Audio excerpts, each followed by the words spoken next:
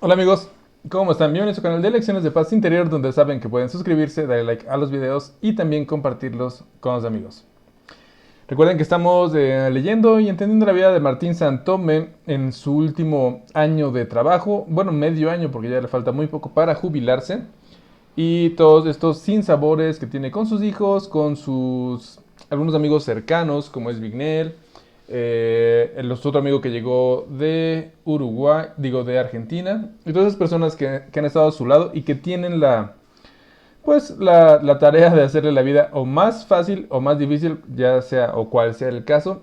Pero Martín Santome, entre todas estas vicisitudes que ha tenido, también se ha dado cuenta de que puede reencontrar el amor o sentirse joven a través de este nuevo amor que tiene. Como dice Jaime Sabines, dice, a veces la juventud solamente nos llega por contagio.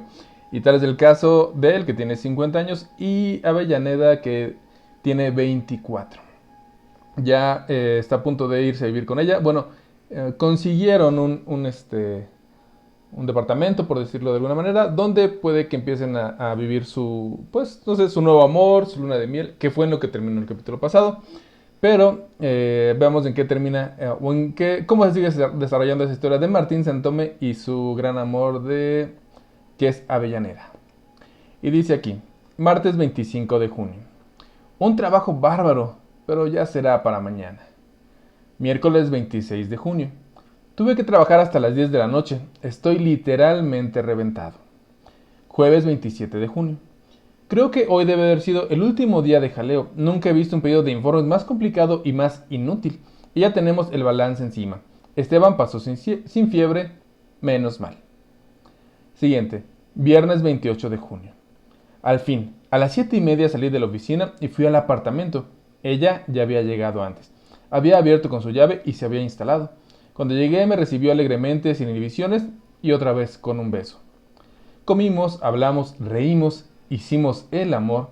Todo estuvo tan bien que no vale la pena escribirlo. Estoy rezando para que dure y para presionar a Dios voy a tocar madera sin patas. Sábado 29 de junio.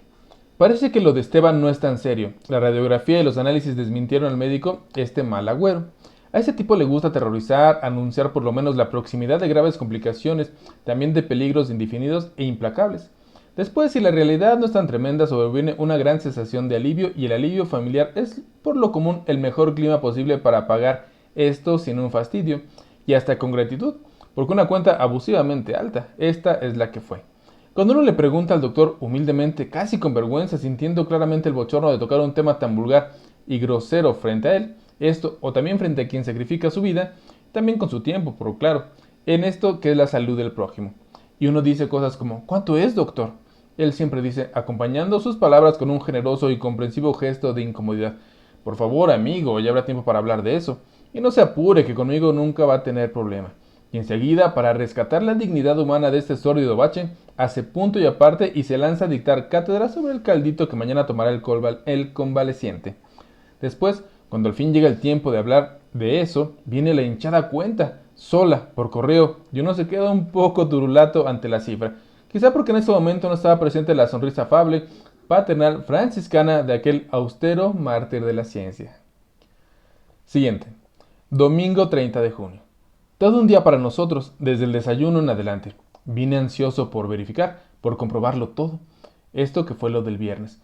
Y el viernes fue una cosa única, pero torrencial. Pasó todo tan rápido, tan natural, tan felizmente que no pude tomar ni una sola anotación mental. Cuando se está en el foco mismo de la vida, es imposible reflexionar, y yo quiero reflexionar, medir lo más aproximadamente posible esta cosa extraña que me está pasando, reconocer mis propias señales, compensar mi falta de juventud con mi exceso de conciencia. Y entre estos detalles que quiero verificar está el tono de su voz, los matices de su voz, desde la extrema sinceridad hasta el ingenuo disimulo. Y aquí está su cuerpo, al que virtualmente no vi, pero pude descubrir porque prefería pagar deliberadamente ese precio con tal de sentir que se aflojara la tensión, que sus nervios cedían la plaza a estos sentidos, y preferí que la oscuridad fuera realmente impenetrable a prueba de toda rendija iluminada, con tal de que sus estremecimientos, ya sea de vergüenza, de miedo, qué sé yo, se cambiaran paulatinamente esto en otros estremecimientos, más tibios, más normales, más propios de la entrega, y ella hoy me dijo, estoy feliz de que todo haya pasado. Y entonces, parecía por el impulso de las palabras, por la luz de sus ojos, que se estuviera refiriendo a un examen o a un parto o a un ataque, o cualquier cosa de mayor riesgo y responsabilidad que la simple y corriente cotidiana operación de acostarse estos que son un hombre y una mujer. Esto que es mucho más simple, corriente y cotidiano que estar ahí. Hasta te diría que me siento sin culpa, limpia de pecado. Debo de haber hecho un gesto de impaciencia porque enseguida aclaró, yo sé que esto no lo podés entender, que es algo que no cabe en los muchos dedos de la frente masculina. Para ustedes, hacer el amor es una especie de trámite normal, de obligación casi higiénica, y aquí raras veces es un asunto de conciencia. Es envidiable cómo pueden separar ese detalle que se llama sexo de todo lo otro esencial y de todas las otras zonas de la vida. Ustedes mismos inventaron eso de que el sexo lo es todo en la mujer, y lo inventaron y también después lo desfiguraron. También lo convirtieron en una caricatura de que lo verdaderamente significa, y cuando lo dicen piensan en la mujer como una gozadera vocacional y también impenitente. Entonces, el sexo es todo en la mujer, es decir, la vida entera de la mujer, con sus afeites, con su arte de engañar, con su barniz de cultura, con sus lágrimas listas, con todo su equipo de seducciones para agradar al hombre y convertirlo en el proveedor de su vida sexual, de su exigencia sexual, de su rito sexual. Estaba entusiasmada y hasta parecía enojada conmigo. Me miraba con una inoría tan segura que parecía que la depositaría esto en toda la dignidad femenina de este mundo. ¿Y nada de eso es cierto? Pregunté, nada más para provocarla, porque quedaba muy linda con su actitud agresiva.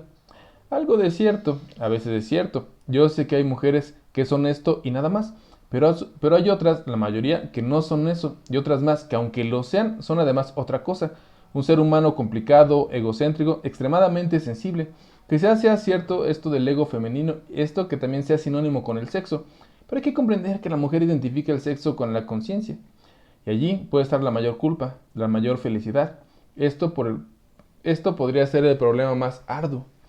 Y para ustedes es tan diferente, porque se compara. O compara si querés el caso de una solterona y el de un solterón. Esto que en apariencia podrían tomarse como prójimos afines, como dos frustrados paralelos. ¿Cuáles son las reacciones entre uno y otro? Y después ella tomó aliento y siguió. Mientras la solterona se vuelve malhumorada, cada vez menos femenina, maniática, histérica, incompleta, el solterón en cambio se vuelca hacia el exterior, se hace chispeante, ruidoso, viejo verte. Los dos padecen la soledad, pero para el solterón es solo un problema de asistencia doméstica, de cama individual. Pero para la solterona, la soledad es un mazazo en la nuca. Fue muy inoportuno de mi parte, pero en ese momento me reí. Ella se frenó en su discurso y me miró con curiosidad.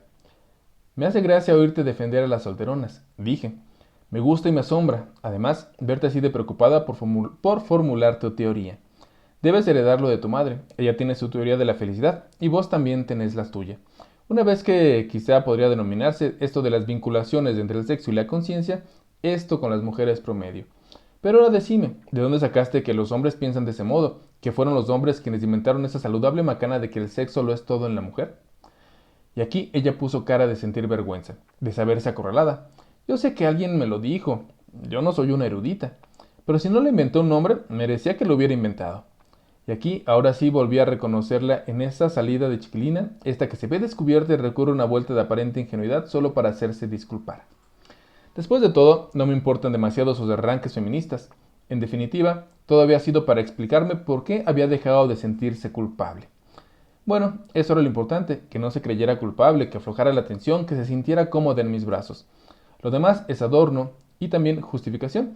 Puede y no puede estar, a mí me da lo mismo. Si a ella le gusta sentirse justificada, si ella convierte todo esto en un grave problema de conciencia y quiere hablarlo y quiere que yo me haga cargo, esto que se lo escuche decir, pues bueno, entonces que lo diga y la escucho. Queda muy linda con los cachetes encendidos por el entusiasmo. Además, no es cierto que para mí no sea esto un asunto de conciencia. No sé en qué día lo describí, pero estoy seguro de que dejé constancia de mis vacilaciones y qué es la vacilación sino un rodeo de la conciencia. Pero ella es formidable. De pronto se cayó y dejó a un lado toda su militancia, se miró en el espejo, no con coquetería, sino burlándose de sí misma, se sentó en la cama y me llamó. Vení, sentate aquí. Soy una idiota perdiendo el tiempo con semejante discurso. Total, yo sé que vos no sos como los otros, yo sé que me entendés, que sabes por qué razón esto es para mí un verdadero caso de conciencia. Habría que mentir, y dije, claro que lo sé, pero a esa altura ella estaba en mis brazos y había otras cosas en las que podíamos pensar. otros viejos proyectos que realizar, otras nuevas caricias que atender. Los casos de conciencia también tienen su lado tierno. Siguiente, miércoles 13 de julio. Parece mentira, pero Aníbal no lo veía desde que volvió de Brasil, esto a principios de mayo. Ayer me llamó y me dejó contento. Tenía necesidad de hablar con alguien, de confiar en alguien. Y solo ahí me di cuenta de que hasta ahora todo el asunto de Avellaneda lo había guardado para mí, sin hablarlo con nadie. Y es explicable, ¿con quién hubiera podido comentarlo? ¿Con mis hijos? De solo imaginarlo se me pone la piel de gallina. ¿Con Bignell? Me figuro su guiño de malicia y su palmadita en el hombro, su risotada cómplice, y de inmediato me vuelvo indisciplinadamente reservado. Con la gente del empleo sería un horrible paso en falso, y a la vez absoluta seguridad de que Avellaneda habría que abandonar la oficina, pero si ella no trabajara allí, creo que tampoco tendría fuerzas para hablar de mí mismo, esto en esos términos. Y ahora, en las oficinas no hay amigos, hay tipos que se ven todos los días, que rabian juntos separados o que hacen chistes y los festejan, que se intercambian sus quejas y se transmiten sus rencores, que murmuran del directorio en general y adulan a cada director en particular. Y aquí esto se llama convivencia, pero solo por espejismo la conveniencia, y puede llegar a parecerse a la amistad. En tantos años de oficina confieso que Avellaneda es mi primer afecto verdadero. Lo demás siempre tiene la desventaja de la relación no elegida, del vínculo impuesto por las circunstancias. ¿Qué tengo yo de común con Muñoz, con Méndez, con Robledo? Sin embargo, a veces nos reímos juntos, tomamos alguna copa, nos tratamos con simpatía. En el fondo, cada uno es un desconocido para los otros, porque en ese tipo de relación superficial se habla de muchas cosas, pero nunca de las vitales, nunca de las verdaderamente importantes y decisivas. Yo creo que el trabajo es el que impide otra clase de confianza. El trabajo es especie de constante martilleo o de morfina o de gas tóxico. Alguna vez alguno de ellos, Muñoz especialmente, se me acercó para iniciar una conversación realmente comunicativa.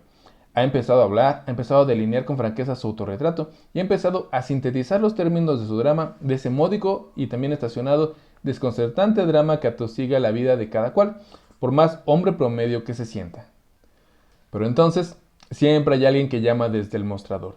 Durante media hora él tiene que explicar a un cliente moroso la inconveniencia y el castigo de la mora. Discute, grita un poco, seguramente se siente envilecido. El esfuerzo muscular correspondiente a la sonrisa, pero las comisuras se le doblan hacia abajo. Entonces toma la planilla vieja, la arruga con el puño concienzudamente y después la tira al cesto de papeles. Aquí es un simple sustituto, esto de lo que no sirve más, lo que tira al cesto es la confidencia. Y sí, el trabajo amordaza la confianza, pero también existe la burla.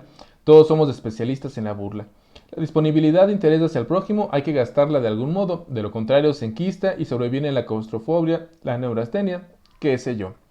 Ya que no tenemos la suficiente valentía, la suficiente franqueza como para internalizarnos amistosamente en el prójimo, no en el prójimo nebuloso bíblico sin rostro, sino el prójimo con nombre y apellido, el prójimo más próximo, el que describe en el escritorio frente al mío y me alcance el cálculo de intereses para que yo lo revise y le ponga la inicial esta de buen visto. Y aquí, ya que renunciamos voluntariamente a la amistad, bueno, pues entonces vamos a interesarnos burlonamente por ese vecino que a través de 8 horas es siempre vulnerable. Además, la burla proporciona una especie de solidaridad. Hoy el candidato es este, mañana es aquel, pasado seré yo. El burlado maldice en silencio, pero pronto se resigna. Sabe que esto es solo una parte del juego, que en el futuro cercano, a lo mejor dentro de 1 hora o 2, podrá elegir la forma de desquite, esto que mejor coincida con su vocación. Los burladores, por su parte, se sienten solidarios, entusiastas, chispeantes. Cada vez que uno de ellos le agrega una burla a ese condimento, los otros festejan, se hacen señas, se sienten rijosos de complicidad. Solo falta que se abracen y griten los hurras. ¡Ay, qué alivio reírse! Incluso cuando hay que aguantar la risa, porque allá en el fondo ha asomado el gerente su cara de sandía, que desquite contra esta rutina, y contra el papeleo, también contra esta condena que significa estar 8 horas enredado en algo que no importa, en algo que hace hinchar las cuentas bancarias de esos inútiles que pecan por el mero hecho de vivir, y también de dejarse vivir, de esos inanes que creen en Dios, solo porque ignoran que hace mucho tiempo que Dios ha dejado de creer en ellos. ¿Y la burla y el trabajo? Bueno, ¿en qué difieren? Después de todo, ¿y qué trabajo nos da la burla? ¿Qué fatiga? ¿Y qué burla es de ese trabajo? Y también todo ese trabajo es un mal chiste.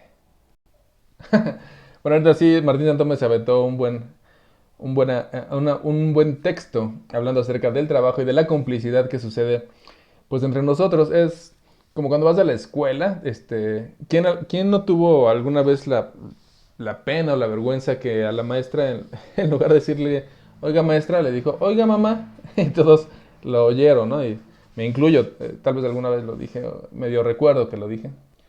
O no sé si es un recuerdo de un recuerdo, pero como coincidimos muchas horas en el mismo espacio, en el mismo lugar, pues sí termina uno, pues no llamándolo familia, pero sí teniendo tal vez con un vínculo. Uno sufre cuando al otro, a nuestro compañero, o lo despiden, o sufre una decepción amorosa, o algo por el estilo puede que se sienta mal, y uno quisiera que a veces no sufriera. Pero como dice él, a veces le toca a Muñoz, a veces a Robledo, y a veces a mí. Entonces, a veces nos toca consolar, o a veces nos toca que nos consuelen por tanto tiempo que hemos estado ahí y que hemos llegado a, pues, a familiarizarnos, como podría ser un tono más de hermano y hermana, o padre e hijo, ¿no?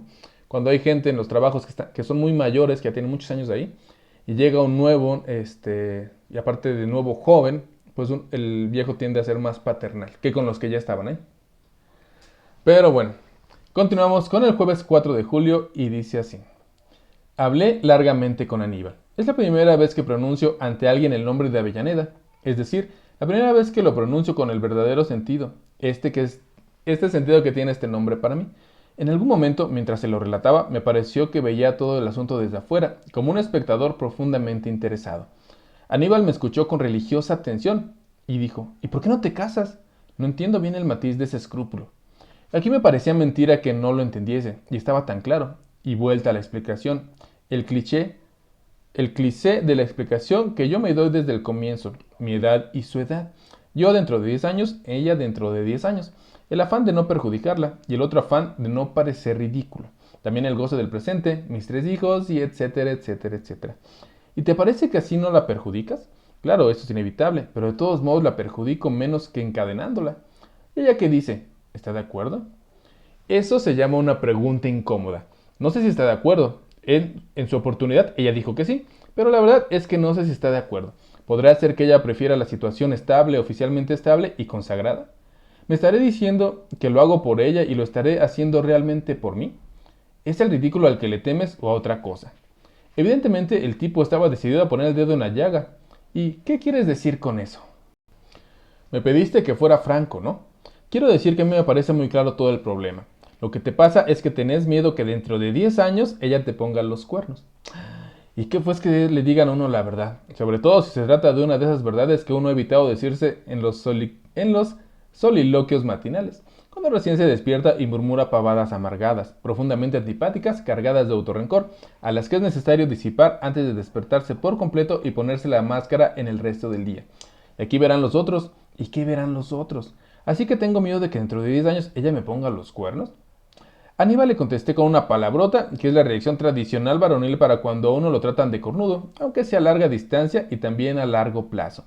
Pero la duda siguió girando en mi cabeza, y en el momento en que lo escribo no puedo evitar sentirme un poco menos generoso, un poco menos equilibrado, un poco más vulgar y también desabrido. Siguiente, sábado 6 de julio. Llovió a baldes. Después del mediodía estuvimos 20 minutos en una esquina esperando que llegara la calma, mirando desalentadamente a la gente que corría. Pero nos estábamos enfriando sin remedio y yo empecé a estornudar con una regularidad amenazadora. Conseguir un taxi era una especie de imposible. Estábamos a 2 cuadras del apartamento y decidimos ir a pie. En realidad corrimos también nosotros como enloquecidos y llegamos al apartamento en 3 empapados minutos. Quedé por un rato con una gran fatiga, echado como una cosa inútil sobre la cama. Antes tuve fuerza, sin embargo, para buscar una frazada y envolverla a ella. Se había quitado el saco, que chorreaba, y también la pollera, que quedó hecha una lástima. De a poco me fui calmando y a la media hora ya había entrado en calor. Fui a la cocina, encendí el primus, puse agua a calentar. Desde el dormitorio ella me llamó. Se había levantado así, envuelta en la frazada, y estaba junto a la ventana mirando llover. Me acerqué yo también y miré cómo llovía, y aquí no dijimos nada por un rato. De pronto tuve conciencia de que ese momento, de que esa rebanada de cotidianidad era el grado máximo de bienestar y también que era la dicha. Nunca había sido tan plenamente feliz como en este momento, pero tenía la hiriente sensación de que nunca más volvería a hacerlo, por lo menos en ese grado y con esa intensidad. La cumbre es así, claro que es así. Además, estoy seguro de que la cumbre es solo un segundo, un breve segundo, un destello instantáneo y no hay derecho a prórrogas. Allá abajo, un perro trotaba sin prisa y con bozal, resignado a lo irremediable. De pronto se detuvo y obedeciendo una rara inspiración levantó una pata y después siguió su trote tan sereno. Realmente parecía que había detenido a cerciorarse de que se había... Realmente parecía que se había detenido a cerciorarse de que seguía lloviendo. Nos miramos un tiempo y soltamos la risa. Me figuré que el hechizo se había roto, que la famosa cumbre había pasado, pero ella estaba conmigo, todavía podía sentirla, palparla, besarla. Podría decir simplemente Avellaneda, Avellaneda. Es más, un mundo de palabras. Y estoy aprendiendo a inyectarle cientos de significados y ella también aprende a conocerlos. Aquí es un juego, porque de mañana digo Avellaneda y significa buenos días. Pero hay un Avellaneda que es reproche, otro que es aviso, otro más que es disculpa. Pero ella me malentiende a propósito para hacerme rabiar. Cuando pronuncio el Avellaneda, que significa hagamos el amor, ella muy ufana contesta, ¿te parece que me vaya ahora? ¿Es tan temprano? Oh, los viejos tiempos en que Avellaneda era solo un apellido, esto en la nueva auxiliar. Porque solo hace 5 meses que anoté. La chica no parece tener muchas ganas de trabajar, pero al menos entiende lo que uno le explica. La etiqueta para identificar a aquella personita de frente ancha y boca grande, esta que me mira con enorme respeto. Pero ahí está ahora, frente a mí, envuelta en su frazada. Y no me acuerdo cómo era cuando me parecía insignificante o inhibida, nada más que simpática. Solo me acuerdo de cómo es ahora una deliciosa mujercita que me atrae, que me alegra absurdamente el corazón, que me conquista. Parpadeé conscientemente para que nada estorbara después. Entonces mi mirada la envolvió mucho mejor que la frazada, y en realidad no era independiente de mi voz que ya había empezado a decir Avellaneda. Y esta vez ella me entendió perfectamente.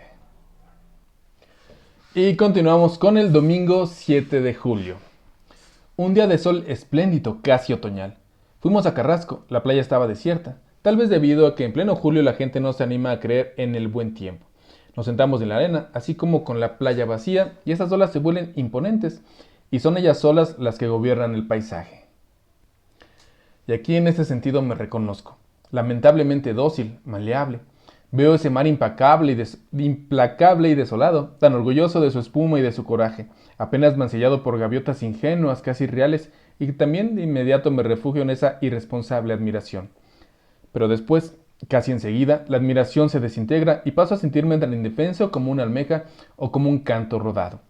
Ese mar es una especie de eternidad. Cuando yo era niño, él golpeaba y golpeaba, pero también golpeaba cuando era niño mi abuelo y cuando era niño el abuelo de mi abuelo.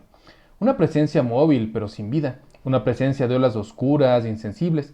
Testigo de la historia, testigo inútil porque no sabe nada de esta historia. ¿Y si el mar fuera Dios? ¿También un testigo insensible? ¿Una presencia móvil pero sin vida? Avellaneda también lo miraba, esto con el viento en el pelo y también sin pestañear. Y dijo, ¿vos crees en Dios? Dijo continuando el diálogo que había iniciado yo, mi pensamiento. Y dije, no sé, yo querría que Dios existiese, pero no soy seguro. Tampoco estoy seguro de que Dios, si existe, vaya a estar conforme con nuestra credulidad a partir de algunos datos desperdigados e incompletos. Pero, si es tan claro, vos te complicas porque querés que Dios tenga rostro, manos y corazón. Dios es un común denominador, también podríamos llamarlo la totalidad. Y Dios es esta piedra, mi zapato, aquella gaviota, tus pantalones, esa nube, todo. ¿Y eso te atrae? ¿Eso te conforma? Por lo menos me inspira respeto. A mí no, no puedo figurarme a Dios como una gran sociedad anónima. Lunes 18 de julio. Esteban ya se levanta. Su enfermedad nos ha dejado un buen saldo, tanto a él como a mí, y hemos tenido 2 o 3 conversaciones francas y verdaderamente saludables. Incluso hablamos alguna vez de generalidades, pero con naturalidad, sin que el mutuo fastidio dictara estas respuestas. Martes 9 de julio. Así que tengo miedo de que dentro de 10 años ella me ponga los cuernos. Y vamos a terminar con este miércoles 10 de julio que dice así. Vignel, lo encontré por Sarandí. No tuve más remedio que escucharlo, y él no parecía feliz. Yo estaba apurado, así que tomamos un café en el mostrador. Allí, en voz alta, en ese estilo de estontería confidencial que él cultiva, me relató un nuevo capítulo de su idilio. Qué mala pata, che. Mi mujer nos agarró, ¿te das cuenta? No nos pescó lo que se dice en flagrante, solo nos estábamos besando, pero te imaginarás del bochinche que se armó esta gorda. Ah, que fue en su propia casa, bajo su propio techo, comiendo su propio pan. Y yo que soy el propio marido. Y aquí me sentía como una cucaracha. Elvira, en cambio, lo tomó con gran serenidad y se mandó la teoría del siglo, que ella y yo siempre habíamos sido como hermanos y que lo que mi mujer había visto era eso, justamente un beso fraternal. Yo me sentí de lo más incestuoso y la gorda armó una bronca descomunal. Ah, y aquí están arreglados. Dijo que se figura que me voy a quedar mansita con el tarado de Francisco. Habló con mi suegra, con los vecinos, con el almacenero, y a las 2 horas todo el barrio sabía de la loquita esa que le había querido quitar a su marido. Aquí por su lado, Elvira habló energéticamente con Francisco y le dijo que le estaban insultando, que no se quedaría en esa casa ni un solo minuto más. Se quedó, sin embargo, como 3 horas, en el curso de las cuales me hizo una cosa muy fea, lo que se dice muy fea. Fíjate que Francisco a todo me decía que sí, el tipo no era nada peligroso, pero la gorda insistía, gritaba 2 o 3 veces y se le fue encima a Elvira. Y entonces la Elvira, en uno de esos momentos de terror, ¿a qué no sabes qué fue lo que dijo? Que en qué cabeza cabía que ella se fuera a fijar en una porquería como yo. ¿Te das cuenta? Y lo peor de todo es que convenció a la otra. Y la gorda se quedó tranquila. ¿Pero te das cuenta? Te juro que esto no se lo perdono a la Elvira. Que se vaya nomás, ella y su corrudito. Después de todo, mira, no está tan buena como me parecía. Además, ahora que dejé de ser un marido fiel, me he llegado a la conclusión de que puedo tener programitas más jóvenes o más fresquitas. Sobre todo que no tenga nada que ver con el rubro del hogar. Para mí siempre fue sagrado. Y de paso, la gorda, que no se preocupe. Porque pobre. Y aquí terminamos con este capítulo de La tregua de Martín Santome, en este pequeño apartado acerca de la vida amorosa de Vignel, su amigo de la infancia, bueno, de la preparatoria o algo por el estilo, y que tiene como dicen, nada es para siempre, o tuvo alegre final o sin sabor final. Como dice Walter Rizzo en uno de sus libros, el infiel está esperando que lo descubran porque después de un tiempo de ser infiel ya no puede, digamos que siente la presión de esa infidelidad. Entonces, cuando lo descubren y cuando puede decir, ya por fin me descubrieron, descansa. Y fue lo que le pasó a Vignel, aunque está pensando en seguir buscando por otro lado lo que él cree que en su casa no le pueden dar. Pero bueno, esto es todo por mi parte y si es que he llegado hasta aquí y el video les ha gustado, les agradecería que por favor pudieran darle un like, se suscribieran o compartieran el contenido. Pero bueno, eso es todo por mi parte, cuídense mucho, que estén muy bien, muchas gracias y hasta luego.